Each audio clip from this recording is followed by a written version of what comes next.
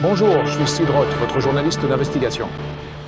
Ça va être difficile à croire pour vous, mais le 11 décembre 1981, une femme priait et elle a ressenti l'impression de devoir se rendre dans un grand magasin Kmart.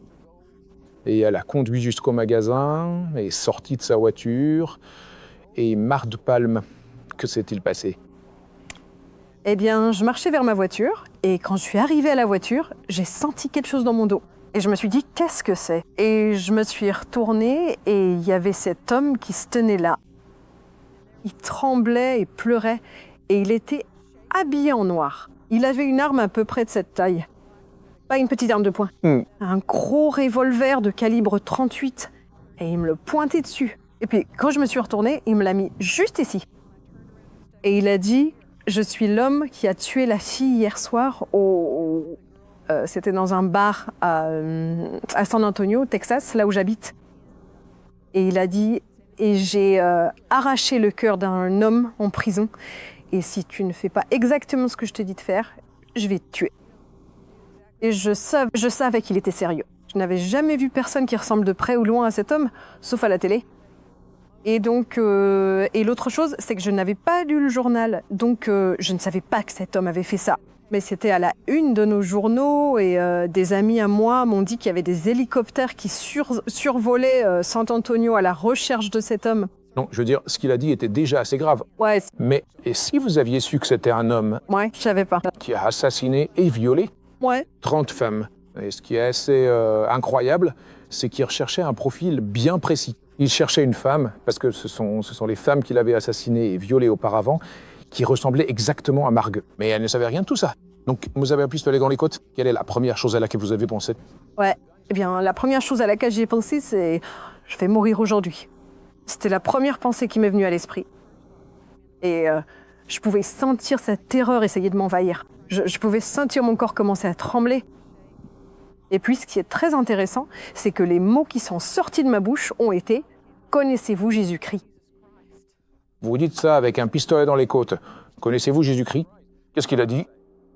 Il a dit « Non, je ne veux pas connaître Jésus-Christ, madame. » Il a dit « Monte dans la voiture et assieds-toi sur tes mains jusqu'à ce que je décide de ce qu'on va faire. » Alors, je suis montée dans la voiture, je me suis assise côté passager et il m'a dit de m'asseoir sur mes mains. Ce que j'ai fait.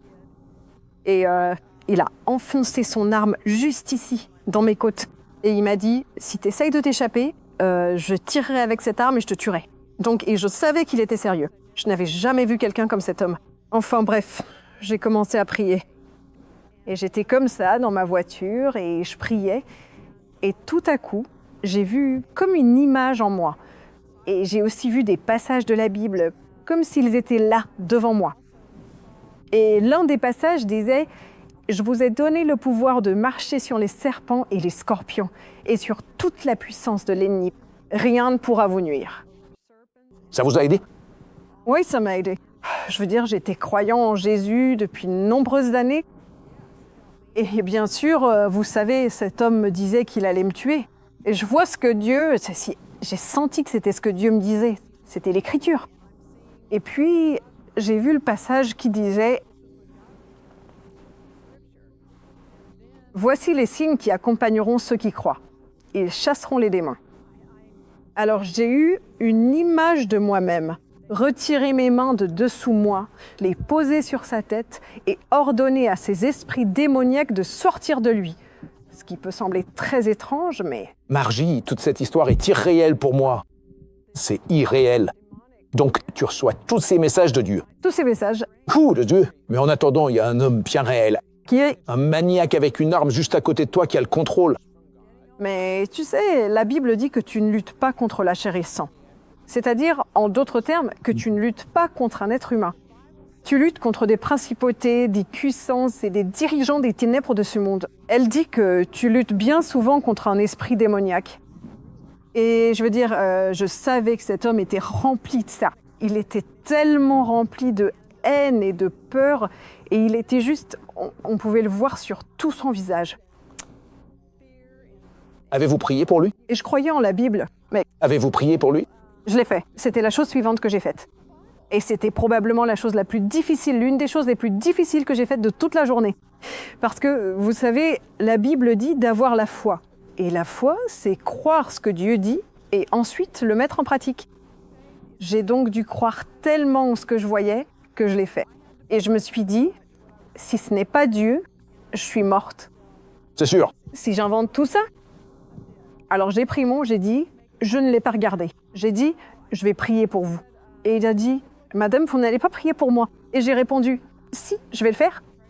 J'ai sorti mes mains de dessous moi. Je les ai posées sur sa tête et j'ai dit, au nom de Jésus, j'utilise l'autorité du nom de Jésus. Et j'ordonne à tout esprit démoniaque de sortir de toi, de sortir de cet homme. J'ordonne à cela de quitter ma voiture. J'ordonne à l'esprit de mort de quitter ma voiture. Et je vous dis aujourd'hui que cet homme servira Jésus avant la fin de la journée. Et je vous assure, je hurlais ça dans la voiture. Et Qu'est-ce qu'il faisait? eh bien, je pense qu'il était juste pétrifié. Il n'avait probablement jamais vécu une chose pareille, évidemment. Je me suis rassis et je me suis assis, j'ai remis mes mains sous moi et j'ai fait comme ça. Et la chose suivante qu'il a dite, c'était « Oh mon Dieu, je suis dans une voiture avec un fanatique religieux. Il l'était vraiment. » Je sais. Et il a dit « Tu es en train de m'arnaquer ?»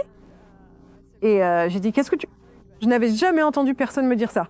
Et j'ai répondu « Bah non, c'est réel, je suis vraiment comme ça. » Et ce matin-là, j'avais mis ma Bible dans ma voiture et ce livre d'écriture que j'avais compilé. Alors j'ai dit « Regarde, tu trouves ça normal pour une fille de transporter une Bible et un livre d'écriture ?» Et j'avais des cassettes d'évangélisation dans ma voiture. J'ai dit « Tu trouves ça normal ?» Et il a répondu « Non, je ne trouve pas ça normal. » J'ai dit « C'est réel. » J'ai dit « Toi, Dieu t'a mis... » Soudain, je me suis rendu compte que Dieu l'avait mis dans ma voiture. Et l'autre chose dont je me rendais compte, c'est que la peur et la terreur qui régnaient dans la voiture avaient disparu. Après avoir prié, soudain, une paix s'est installée dans la voiture. Et Écoutez, vous pensez avoir des problèmes. Auriez-vous aimé être dans cette voiture où je trouvais Marie?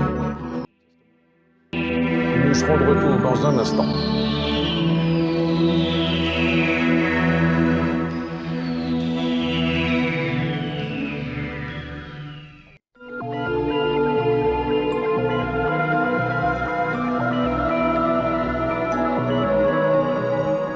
Bonjour, je suis Sidroth, votre journaliste d'investigation, et nous avons un mot en hébreu. Il s'appelle chutzpah. Cela signifie audace. Et Margie Palm avait de l'audace. Elle était dans une voiture avec un violeur et meurtrier psychopathe qui venait de tuer 30 femmes qui lui ressemblaient trait pour trait, dont une quelques heures plus tôt seulement, et elle pose ses mains sur lui et prie pour qu'il soit libéré. Elle, il la traite de fanatique religieuse et il l'emmène dans un endroit isolé. Et que s'est-il passé ensuite, Margie? eh bien, la chose suivante qui s'est produite, c'est qu'il m'a dit « Je ne sais pas pourquoi, mais je n'ai pas envie de te violer. Je ressens plus d'amour émanant de toi que de n'importe qui d'autre que j'ai jamais connu dans ma vie. Je ne sais pas pourquoi. Je veux dire, je ne comprends pas. Es-tu un ange ou qui es-tu? Et je ne comprends pas pourquoi tu n'as pas peur de moi. » Et j'ai dit « Eh bien, tu sais, Jésus ne va pas t'apparaître, à moins que ce ne soit un phénomène, mais il apparaît à travers son peuple. Et tu es confronté à Jésus-Christ aujourd'hui, à son amour. » Parce que toute la journée, il me disait il a dit « J'ai tellement de haine en moi, s'il y a un Dieu, il n'y a aucun moyen qui puisse l'enlever de moi. » Et j'ai dit, je dirais, eh bien, il n'y a pas, la seule raison pour laquelle je suis dans cette voiture, c'est parce que Dieu m'a mis dans la voiture avec toi. Et donc, comme je n'avais pas peur de lui, il a commencé à penser que j'étais un ange. Mais c'était la raison pour laquelle je n'avais pas peur, c'est parce que la puissance de Dieu était dans la voiture. Je veux dire, vous savez, il a dit qu'il y a un passage dans les Écritures qui dit « La crainte n'est pas dans l'amour. L'amour parfait bannit la crainte. » Et maintenant, qu'est-ce que vous ressentiez à son égard? C'était l'autre chose incroyable. Vous savez, au début, j'ai ressenti cette peur. Mais après avoir fait cette prière, une paix est entrée dans ma voiture. Et j'ai ressenti une compassion immense envers lui. Je ne sais pas si j'ai déjà ressenti autant de compassion pour quelqu'un qui me déteste et qui essaie de me tuer. Mais j'ai ressenti cet amour, cette miséricorde et cette compassion immense pour lui. Et je n'arrêtais pas d'entendre Dieu sembler me répéter encore et encore « ma miséricorde dure à toujours. Et je me disais sans cesse, c'est ça, l'amour de Dieu. C'est ainsi que Dieu aime les gens. Et un homme aussi éloigné de Dieu que cet homme pouvait l'être, cet amour a réussi à le pénétrer. Oui, ça le pénétrait, parce que même après un moment, je veux dire, vous savez, il disait des mots horribles, il jurait comme un charretier, vraiment. Mais à chaque fois qu'il disait un gros mot, il ajoutait « Je suis vraiment désolée, madame, de dire ça. Je suis tellement désolée, je sais que ça vous offense. » Il commençait à se sentir coupable à chaque fois qu'il prononçait un mot qui pourrait m'offenser, ce qui était très intéressant. Ensuite, nous avons commencé à discuter et vous savez, il a dit « Je ne retournerai plus jamais en prison. » Et j'ai répondu « Eh bien, vous êtes en prison en ce moment même, vous êtes dans une prison de haine. » Et j'ai dit « Il y a des gens qui vont dans les prisons pour aider les détenus, des évangélistes. » Alors j'ai cité un évangéliste, Kenneth Copeland, c'est lui que j'ai nommé. Et il a demandé « Eh bien, où habite cet homme ?» Et j'ai répondu « Eh bien, il habite à Fort Worth. » Et il a dit « Eh bien, je vais aller le voir. » Et j'ai dit « Je connais pas cet homme personnellement. » Alors il a dit « Mais je veux qu'on y aille. » C'est donc exactement ce qui s'est passé. On a fini par... il voulait passer par Austin. Et quand il m'a dit ça, j'ai eu une vision. Et je suis sûre que ça venait de Dieu, parce que j'ai vu un barrage routier tout autour d'Austin. Et ensuite, j'ai eu une vision de Kerrville, au Texas. Et j'ai senti que Dieu me disait de lui dire que nous étions censés aller à Kerrville. Et je l'ai vu monter dans un bus, et j'ai dit « T'es censé prendre un bus ?» Et je lui ai raconté tout ça. Ce qui semble très bizarre et fou, sauf que tout cela est écrit dans le journal de San Antonio. Je veux dire, ce n'est pas... Vous savez, on dirait que Ah, il invente tout ça. Donc, en gros, vous avez eu une vision vous montrant qu'il y avait ce barrage routier. Il a dû vous prendre pour un fou. Mais comment a-t-il pu penser que vous lui disiez la vérité? Eh bien, après que je lui ai dit ça, il a dit « Je veux que tu ailles dans cette supérette là-bas et que tu me prennes un journal, des cigarettes et de la bière. » Il vous fait vraiment confiance à ce stade? Parce que vous auriez pu sortir par la porte de derrière? Oui, j'aurais pu. Ou dire au type « J'ai un psychopathe qui me braque avec une arme. » Oui, j'aurais vraiment pu. Mais je croyais vraiment que Dieu m'avait mis là. Je ressentais cette paix en moi. Je sentais que Dieu m'avait vraiment placé dans cette situation. Alors, j'ai acheté la bière, j'ai acheté les cigarettes, j'ai acheté le journal. Et j'ai regardé le journal et j'ai remarqué qu'il faisait la une du journal. Et c'était incroyable pour moi. Quand je l'ai regardé, je n'avais toujours pas peur quand je l'ai regardé. Quand je l'ai ramené à la voiture et qu'il a commencé à lire le journal, et il a dit « As-tu déjà lu ce journal ?» Et j'ai dit non. Et il a dit, il m'a lu le premier paragraphe, et dans le premier paragraphe, il était question d'un barrage routier autour d'Austin. Exactement ce que tu avais. David. Dans la vision, donc il savait que tu recevais un message de Dieu. Ouais, j'ai dit c'est Dieu. Alors il ne l'a pas fait? Ouais, as-tu dit. Il a dit, maintenant, où sommes-nous censés aller? Il. Je te demande maintenant, c'est toi qu'il va assassiner et violer. Il demande. Moi? Laisse-moi te dire quelque chose. Si Dieu a été capable d'aimer cet homme avec une telle profondeur, alors prends un instant pour imaginer, juste un instant, à quel point Dieu pourrait t'aimer toi aussi. C'est une pensée qui dépasse tout ce que l'on peut concevoir. Dieu a tellement d'amour que tu n'as jamais expérimenté et que tu es sur le point de découvrir. Nous serons de retour juste après ce message.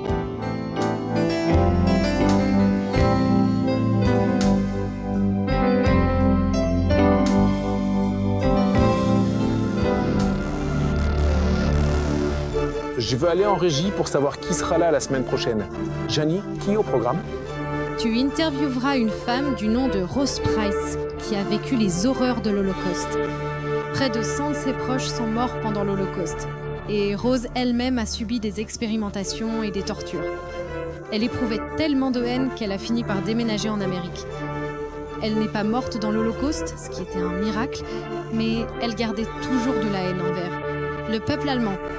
Et quand elle a déménagé en Amérique, elle s'est mariée, a eu des enfants, et quand sa fille était adolescente, elle a dit « Maman, je crois en Jésus ». Et Rose s'est sentie trahie parce qu'elle pensait que c'était au nom de Jésus que toute sa famille avait été tuée.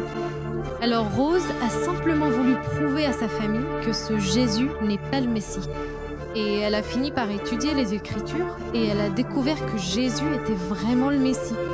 Et il lui a accordé un pardon surnaturel pour le peuple allemand. J'ai hâte de vivre ça. Merci, Janie. Maintenant, Margie, vous voilà dans la voiture avec ce psychopathe qui a assassiné 30 femmes qui vous ressemblent trait pour trait. Assassiné et violé.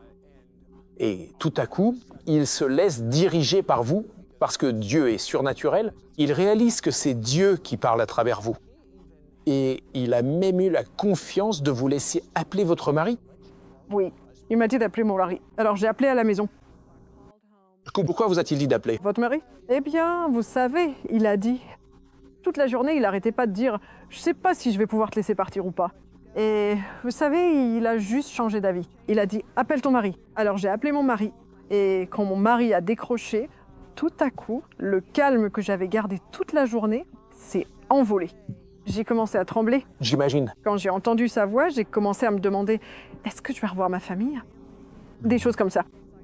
Et bref, quand j'ai raccroché, Stephen était là, debout, braquant une arme sur moi. Et il a dit « T'es vraiment bouleversée ».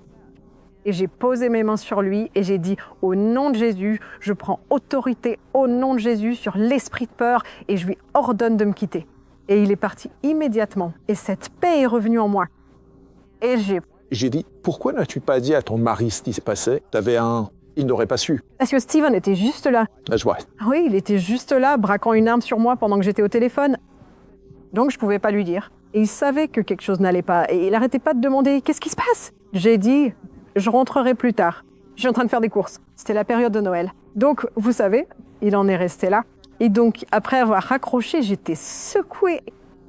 Mais la paix de Dieu est revenue en moi juste après avoir prié. Et nous sommes remontés dans la voiture et avons commencé à monter vers Kerrville, là où j'avais vu que Dieu nous avait montré d'aller. Et donc, sur le chemin, Stephen a commencé à me dire qu'il avait un fils. Et il a dit « Je t'en ai pas parlé, mais j'ai un fils. » Et j'ai dit « Eh bien, je veux te poser une question. Si ce fils avait commis les mêmes crimes que ceux que tu as commis, alors, je sais pas ce que c'est, s'il avait fait exactement ce que tu as fait, serais-tu prêt à mourir pour lui ? Et disons simplement qu'il existe un enfer. Serais-tu prêt à aller en enfer et à payer pour tous ces crimes ? Dieu dirait, si tu fais cela, tu vas payer pour chaque crime que ton fils a commis. Serais-tu prêt ? Mourir et aller en enfer pour lui. Et je veux savoir si tu pourrais toujours aimer ton fils s'il avait commis ce genre de crime. C'est en fait tout simplement. Une question très pénétrante. Donc... Il a dit, eh bien, c'est une question difficile, madame. Et j'ai dit, eh bien, tu dois y répondre. Je veux que tu me répondes. Et il a dit, eh bien, tu sais quoi ? Vous dites à un homme, un psychopathe avec une arme, que vous avez besoin qu'il réponde. Madame, vous avez du cran. Alors, il a dit, vous savez quoi ? Je mourrai pour mon fils. Je mourrai pour lui. Et je lui pardonnerai. Et j'ai dit, eh bien, vous savez quoi ? C'est exactement ce que Jésus-Christ a fait pour vous. Et il m'a juste regardé. Il a dit, vous me faites la morale toute la journée et je comprends enfin ce que vous essayez de dire. Et puis, on a continué à rouler en silence pendant un moment. Et tout à coup, il a garé ma voiture sur le bas-côté et il regardait partout autour de la voiture. Il a regardé derrière lui et un peu partout et... Je savais pas ce qu'il faisait. Qu'est-ce qu'il cherchait ? Eh bien, il a arrêté ma voiture sur le bas-côté, après avoir regardé partout. Et puis, il a levé les mains en l'air, comme ça. Et il a dit, « Jésus, je suis désolé pour tout ce que j'ai fait. S'il te plaît, pardonne-moi. Je vais aller au paradis. » Et je suis juste restée assise là, à le fixer. À le fixer, parce que je lui avais pas dit de faire ça. Mais ce qui s'était passé, c'est ce qu'il m'a raconté. Plus tard, il a dit, « Tu te souviens quand je regardais autour de la voiture ?» Et j'ai dit, « Oui. » Il a dit, j'ai entendu une voix audible. Et il a dit, ça venait d'en haut, et ça m'a dit, c'est la dernière fois que je t'appelle, Stephen. Et donc il a dit, quand j'ai entendu cette voix, et moi je ne l'ai pas entendue, mais lui, il l'a entendue. Et il a dit qu'elle était très forte. Il a dit, je savais que c'était Jésus. Et il a dit, je savais toute la journée tout ce qui s'était passé, comment... Tu sais, il a dit... Je pouvais juste voir la paix que tu avais eue et tout. Et j'ai réalisé que ce n'était pas une blague. Tu avais ça. Tout ce que tu avais dit était vrai. Et il y avait vraiment un Jésus. Et il y a un Jésus. Et ce n'était pas quelque chose que tu avais inventé. Il a dit, je pensais que c'était juste... Tu sais que tu avais cette foi solide. Mais je savais que c'était quelque chose de réel. Regarde, c'est l'un des 10 hommes les plus recherchés d'Amérique. Il y a des hélicoptères qui survolent partout. Tout le monde le cherche. Ils sont furieux de le trouver. Qu'a-t-il fait ensuite, maintenant qu'il croit en Jésus? Eh bien, je veux dire, à ce moment-là, dans la voiture, vous savez, quand il a levé les mains, après avoir entendu cette voix, il s'est mis à pleurer. Et il a dit, c'est parti, c'est parti. Et j'ai dit, qu'est-ce qui est parti? Et il a dit, madame, quelque chose vient d'entrer en moi et toute la haine est sortie de moi. Il a dit, je n'ai fait que haïr, encore et encore. Je me suis haï moi-même et j'ai haï tout le monde. Et je me sens comme purifiée. Je suis pure maintenant. Et j'ai dit, eh bien, tu as vécu ce que dit la Bible. Tu es né de nouveau. Il a dit, qu'est-ce que c'est que ça? Et j'ai dit, eh bien, quand tu es né la première fois, tu as une mère et un père terrestres. Et tu as leur sang en toi. Tu es leur semence. Eh bien, quand tu as demandé à Jésus d'entrer dans ta vie, il place sa semence en toi, qui est la vie éternelle. Et Dieu devient ton Père. Et le sang de Jésus entre en toi. Tu as un ADN surnaturel et il lave tes péchés de manière surnaturelle. J'ai dit, c'est surnaturel. Il a dit, je ne mérite pas ça. Il a dit, je ne mérite pas d'être... Mais je me sens comme si j'étais pure, madame. Et il était submergé par ce sentiment. Et donc ensuite, nous avons continué à conduire jusqu'à Kerrville. Et quand nous sommes arrivés là-bas, je suis allée à la gare routière. Et je dis, est-ce qu'il y a un bus qui va à Austin bientôt? Et il a dit, dans 30 minutes, il y a un bus qui part. Alors lui, Steven et moi, nous sommes assis là à attendre ce bus. Et quand je suis retournée à la voiture, il a dit, ne me dis pas qu'il y a un bus qui va à Fort Worth. Et j'ai dit, si, le prochain bus qui arrive va à Fort Worth. Donc ils l'ont finalement attrapé et il a été exécuté. Mais il existe maintenant un grand ministère carcéral grâce à sa vie. Qu'est-ce qu'il a dit au policier qui l'a arrêté? Eh bien, il a dit, si je vous avais vu plus tôt ce matin, il y aurait eu une fusillade et je me serais tuée. Mais j'ai rencontré cette dame aujourd'hui et elle a changé ma vie. Et je ne serai plus jamais le même. Avec le recul, comment as-tu pu faire ça, Marc? Comment as-tu pu traverser ça? Je n'aurais pas pu le faire sans Jésus. Je veux dire, t'es juste une maman? Ah, je le suis. Eh bien, il veut dire, je pourrais pas le faire sans Jésus. Mais ce matin-là, j'ai dit, je n'oublierai jamais ça. Ce matin-là, j'ai dit, Dieu, je ferai tout ce que tu veux que je fasse pour toi. Ne dites jamais ça si vous ne le pensez pas. Parce que Dieu, littéralement, m'a utilisé. Si tu n'avais pas fait ça, tu serais morte. T'as entendu ça? Te souviens-tu de la voix que cet homme a entendue? C'est votre dernière chance. Je crois que certains d'entre vous qui me regardent en ce moment, Dieu vous appelle depuis longtemps. Et c'est votre toute dernière chance. Faites cette prière, priez avec moi. Et soyez sincères du mieux que vous pouvez, peu importe ce que vous avez fait. Dieu vous aime. Son amour se déverse à travers ce téléviseur en ce moment même. Il se passe quelque chose en vous, et c'est l'Esprit de Dieu. Répétez cette prière. Cher Dieu, à voix haute. Cher Dieu, je suis un pécheur. C'est contre toi, et toi seul, que j'ai péché. Je crois sincèrement, au plus profond de moi, que Jésus est mort pour acheter tous mes péchés. Et grâce à son sang, je suis purifié. Et maintenant que je suis purifié, je fête Jésus, mon Messie et mon Seigneur. Seigneur Jésus, entre en moi. Prends le contrôle de ma vie. J'ai besoin de connaître mon Père, Dieu. J'ai besoin de connaître la bonté de Dieu. Mon Père terrestre a fait des erreurs. Mais ô Dieu, ton amour est déversé en moi en ce moment même. Remplis-moi, dites ceci à voix haute, remplis-moi au nom de Jésus avec ton Saint-Esprit. Voyez, grâce à Jésus, vous avez été rendus saints. Dieu dit, je ne me souviens plus de vos péchés. Remplis-les en ce moment même, ô Dieu. Laisse-les faire l'expérience de l'amour du Père. L'amour pur et immaculé du Père. Laisse-les faire l'expérience de ta paix et ne laisse rien les séparer de ton amour. Ne laisse plus jamais rien les séparer. Je vous exhorte à vous procurer une Bible, à commencer à la lire et à commencer à dire à Dieu combien vous l'aimez parce que vous êtes spécial. Dieu vous aime vraiment, vraiment beaucoup. Il le sait vraiment. Il m'a envoyé ici pour vous le dire. C'est pour ça que je suis là. Il vous aime. Il vous aime vraiment.